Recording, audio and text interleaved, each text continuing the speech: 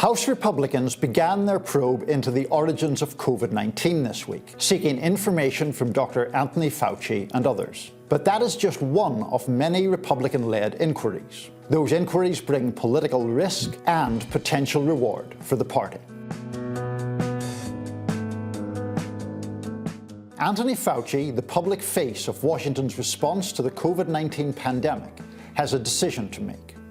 On Monday, two House Republicans, James Comer of Kentucky and Brad Wenstrup of Ohio, wrote to him, asking him for testimony to a panel investigating the origins of COVID.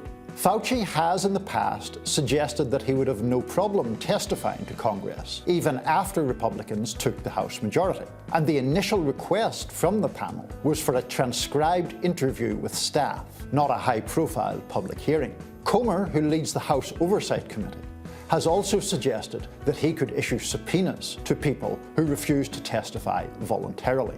Fauci wasn't the only one asked for testimony. So too were Director of National Intelligence Avril Haines and President Biden's acting science advisor Francis Collins, among others. The panel does have legitimate questions to ask.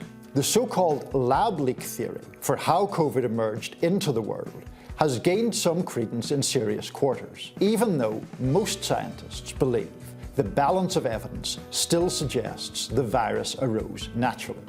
But the panel's work will inevitably be seen through a partisan prism. Politically speaking, the specifics of any testimony given will matter less than whether the people watching are already Team Fauci or deeply opposed to him. The same is true for many of the other probes that the GOP is planning or that they have already started, now that they hold the House majority. Republicans are fixing their sights on the border, Hunter Biden and his business dealings, the US withdrawal from Afghanistan, and additional elements of the response to the pandemic, such as COVID relief funds that were fraudulently obtained. There are valid questions to be asked on every single one of those topics. Why have border crossings been at or near all-time highs? Was Hunter Biden cashing in on his name and trading influence? Why was the withdrawal from Afghanistan so disastrous? And how did fraudsters get their hands on tens of billions of dollars in COVID relief money? But there's another question too, at least from a political standpoint. Are those the questions that voters care about most in the here and now? Don't they instead care more about jobs, inflation, healthcare, or education?